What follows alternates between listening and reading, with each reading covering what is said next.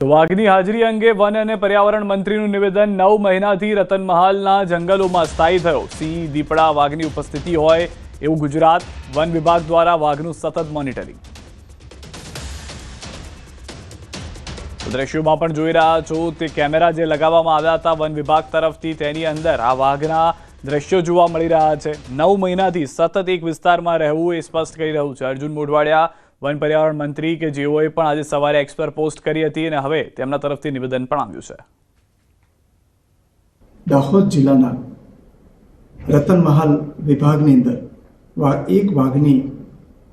તસવીર જોવા મળી અને એ પછી સતત વન વિભાગે આ વાઘ ઉપર નજર રાખી હતી અને એમના મૂવમેન્ટ ઉપર પણ નજર રાખવામાં આવી હતી અને વારંવાર આ વાઘ છે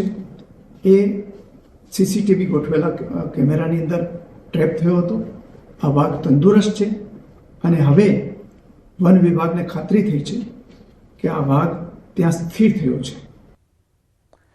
તો ગુજરાતમાં વાઘના પુરાવા અંગે અગ્ર મુખ્ય વન સંરક્ષકનું નિવેદન ડોક્ટર જયપાલ સિંહનું નિવેદન રાજ્યમાં મધ્ય અને દક્ષિણ ગુજરાત વાઘના વસવાટ માટે અનુકૂળ છે હાલ રતનમહાલ વિસ્તારમાં દેખાયેલો વાઘ મધ્યપ્રદેશથી આવ્યાની શક્યતા નેશનલ ટાઈગર કન્ઝર્વેશન ઓથોરિટીને કરાઈ જાણ વાઘના સંરક્ષણ અને નિભાવ મુદ્દે NTCAના આદેશ પ્રમાણે પગલાં લેવાશે રતનમહાલ અભયારણ્યમાં વાઘ દેખાયો છે અને વાઘ દેખાવું એ ત્યાંના લોકો માટે એક મોટું આશ્ચર્ય બની ગયું છે કારણ કે ઘણા સમયો બાદ આ ઘટના ઘટી છે અને સમગ્ર ઘટના મુદ્દે અમારી સાથે વાત કરવા માટે ઉપસ્થિત છે PCCFના વડા શ્રી જયપાલ સિંહ સર ખૂબ સ્વાગત આપનું સર ઘણા સમય બાદ વાઘ દેખાયો છે અને કોકનું કહેવું એવું છે લગભગ વન વિભાગના જ કેટલાક અધિકારીનું કહેવું છે કે વાઘ એકદમથી નથી દેખાયો પરંતુ અંદાજિત 9 મહિનાથી ત્યાં વસવાટ કરે છે તો ફાઇનલી સત્ય શું એકચ્યુઅલી વાઘનો આ વિસ્તાર જ છે અને ઘણા વર્ષો પહેલેથી જે છે વાઘ આખા સેન્ટ્રલ ગુજરાત અને સાઉથ ગુજરાતમાં હતા અને છેલ્લે ડાંગમાંથી વિલુપ્ત થયા હતા પરંતુ હવે ફરીથી જે છે વાઘ આપણે રતનમહાલમાં અત્યારે દેખાયા છે અને એમ કહીએ તો સ્થાયી થયા છે જે અમે પહેલાં એના પગમાર્ક જોવા મળ્યા હતા પછી એ ટ્રેપ કેમેરા ત્યાં મૂકેલા છે બીજા પ્રાણીઓના મોનિટરિંગ માટે તો એમાં પછી એ આવ્યા હતા તો ત્યારે કન્ફર્મેશન થયું કે એ વાઘ જ છે અને પછી અમે જે છે એનું કન્ટિન્યુઅસ મોનિટરિંગ કરીએ છીએ ફેબ્રુઆરી માસથી લઈને અત્યાર સુધી અને એના માટે જે જરૂરી હોય એ બધા હેબિટેટ માટેનું આકલન અમે કર્યું કે ત્યાં જે છે એના માટે ખોરાક માટે જે પ્રે બેઝ છે કે નહીં ક્યાં કયા વિસ્તારમાં પાણી છે ક્યાં જરૂર હશે વધારે તો એ બધી વસ્તુઓનું અમે કન્ટિન્યુઅસલી મોનિટરિંગ કર્યું તો આ હતા PCCFના વડા જયપાલ સિંહ કે જેમનું કહેવું છે કે એક સમય હતો કે 1950ની સાલમાં પહેલી વખત અહીંયા વાઘ દેખાયો હતો અને ત્યારબાદ આટલા વર્ષે ફરી એક વખત વાઘ અહીંયા દેખાયો છે તેના સંરક્ષણ માટેના તેમના પ્રયાસો છે તે ટકી જાય તેનું સંવર્ધન થાય તે માટેના તેમના પ્રયાસો છે પરંતુ જ્યાં સુધી ડેડલાઇનની વાત છે કે જે નેશનલ કમિટી છે તે શું આદેશ આપશે નર માટે કોઈ માદા લવાશે કે કેમ તે મુદ્દે હજુ પણ અનિશ્ચિતતા છે કેમેરા પર્સન હિતેશ પ્રજાપતિ સાથે ગીતા મહેતા ન્યૂઝ 18 ગુજરાતી ગાંધીનગર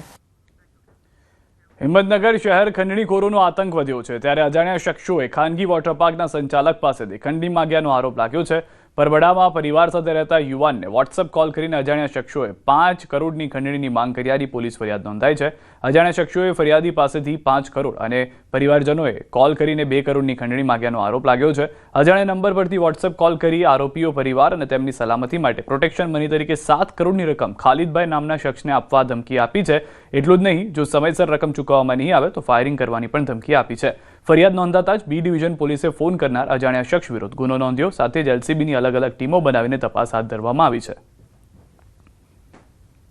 સામેલા વ્યક્તિએ એવું કીધું કે હું ખાલિદ પહેલવાનના ત્યાંથી બોલું છું ને તમારે 5 કરોડ મોકલાવાના છે એટલે મેં પછી સામેલા વ્યક્તિને કીધું 5 કરોડ શું બાબતના એટલે સામેલો વ્યક્તિ કહે કે ભાઈ તમારા પ્રોટેક્શન માટે ના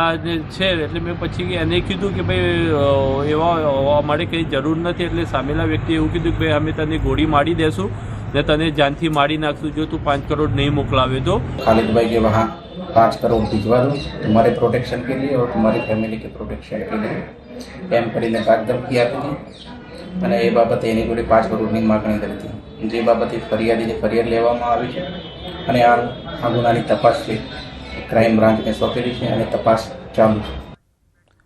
હાલ સુરતના હીરા ઉદ્યોગમાં મંદીનો માહોલ ચાલી રહ્યો છે. રિયલ ડાયમંડ રત્ન કલાકારોની હાલત છે કફોડી, ત્યારે રત્ન કલાકારોના બાળકોની શિક્ષણ સહાય માટે 26,000 જેટલા ફોર્મ નામંજૂર થતા રત્ન કલાકારો રોષે ભરાયા છે. સુરતના 1,000 જેટલા રત્ન કલાકારોએ આરટીઆઈ લડત શરૂ કરી છે. છેલ્લા 5 દિવસમાં રત્ન કલાકારોએ આરટીઆઈ કરી કયા કારણોસર ફોર્મ નામંજૂર કરાયા તે અંગે માહિતી માંગી છે. આ માટે ડાયમંડ વર્કર યુનિયને રદ કરાયેલા ફોર્મમાં ફેરવિચારણા કરવાની સરકારને રજૂઆત કરી છે.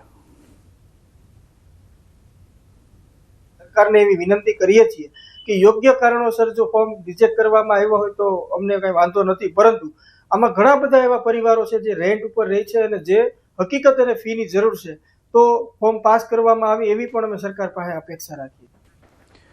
અમદાવાદમાં એસઆઈઆર કામગીરી મુદ્દે શિક્ષકોએ નારાજગી વ્યક્ત કરી છે. આઈઆરના ફોર્મ લોકો સમયસર જમા ન કરાવતા શિક્ષકોને વારંવાર ધક્કા ખાવા પડી રહ્યા છે. તો બીજી તરફ કામગીરી ઝડપથી પૂરી કરવા તંત્ર દ્વારા વારંવાર શિક્ષકોને નોટિસ આપવામાં આવી રહી છે, જેને લઈને શિક્ષકો શિક્ષણ સચિવ અને ચૂંટણી અધિકારીને રજૂઆત કરી છે.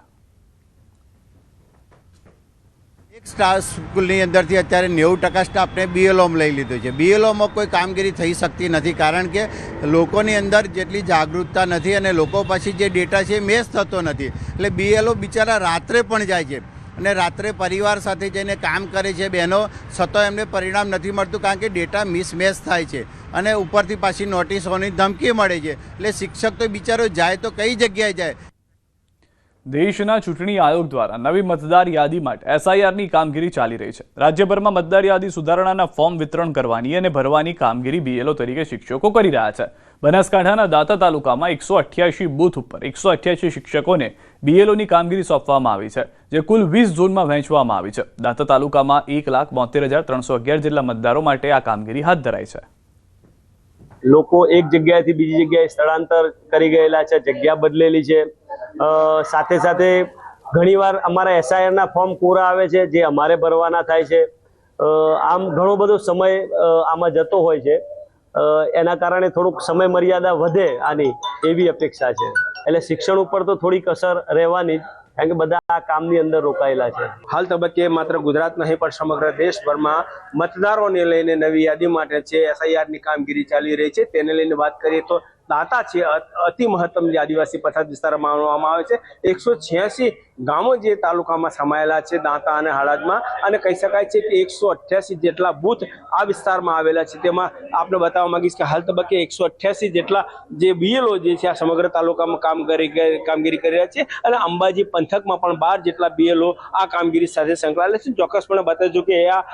એસઆરઆઈની કામગીરી જે છે એટલી લેન્ધી પ્રક્રિયા છે કે જે ખાસ કરીને જે ફોર્મ ભરવાની જે પ્રક્રિયા છે એ લેન્ધી પ્રક્રિયા છે. તે જૂના ડોક્યુમેન્ટ શોધી અને તેને કામ કરવાની કામગીરી છે તેમાં પણ લેન્ધી છે. સાથે એટલું જ નહીં, સર્વર પણ ડાઉન હોવાથી બીએલઓને ભારે મુશ્કેલીનો સામનો કરવો પડ્યો છે. જ્યારે બીજી તરફ જે છે સરકારે પણ એક સમય મર્યાદા નક્કી કરી છે. આ સમય મર્યાદાને લઈને ક્યાંક ને ક્યાંક બીએલઓને પણ એવી માંગ ઉઠી છે કે હાલ તબક્કે જે સમય મર્યાદાની માંગ કરવામાં આવે, સાથે એટલું પણ કહેવામાં આવી રહ્યું છે કે જો આ કામગીરી છે આ કામગીરીને લઈ બાળકોના શિક્ષણ ઉપર ભારે મોટી અસર જોવા મળી રહી છે, કારણ કે તમામ શિક્ષકો બીએલઓની કામગીરીમાં જોતરાયેલા છે. ચોક્કસપણે એટલી પણ ડિમાન્ડ કરાઈ રહી છે કે આ કામગીરીને લઈને જે ભણેલા ગણેલા બેરોજગારો છે તેમના થકી જો આ કામગીરી કરવામાં આવે તો ક્યાંક ને ક્યાંક બેરોજગારોને કામગીરી મળી રહે અને શિક્ષણ તંત્ર પણ ઓછી અસર જોવા મળે. મહેન્દ્ર અગ્રવાલ, ન્યૂઝ 18 ગુજરાતી, અંબાજી. અમદાવાદની સોલા સિવિલ ખાતે વિશ્વ સૂક્ષ્મ જીવાણુ પ્રતિકાર જાગૃતિ સપ્તાહનો શુભારંભ થયો છે. 18 થી 24 નવેમ્બર સુધી એએમઆર અવેરનેસ વીક યોજાશે. એન્ટીબાયોટિક્સનો દુરુપયોગ અને બેક્ટેરિયા બન્યા સુપરબગ. WHOના અહેવાલ મુજબ દર વર્ષે 12 લાખથી વધુ લોકોના મોત માત્ર એએમઆરથી થતા હોવાનું સામે આવ્યું છે. આ માટે સોલા સિવિલ ખાતે લોકજાગૃતિ કાર્યક્રમનું આયોજન કરાયું છે, જેમાં પોસ્ટર તેમજ રંગોળી સ્પર્ધા, રોલ પ્લે, જાગૃતિ નાટક, આ સાથે એએમઆર અવેરનેસ રેલી પણ યોજાશે. ખાસ કરી આ કાર્યક્રમ થકી ડોક્ટરની સલાહ વગર એન્ટીબાયોટિક્સ ન લેવા અપીલ કરાઈ છે.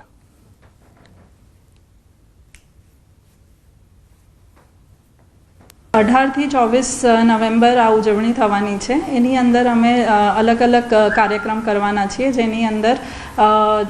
હેલ્થકેર વર્કર્સ, જનરલ પબ્લિક, બધા સ્ટુડન્ટ્સ, ફેકલ્ટી, નર્સિંગ સ્ટાફ બધા માટે અવેરનેસના પ્રોગ્રામ કરવાના છીએ, જેની અંદર છોકરાઓ માટે પોસ્ટર કોમ્પિટિશન, ક્વિઝ કોમ્પિટિશન, જેના લીધે એ લોકોને આ AMR એટલે એન્ટીમાઇક્રોબિયલ રેઝિસ્ટન્સ શું છે, એનું ઇમ્પોર્ટન્સ શું છે, એ બધું એમાં જણાવીશું.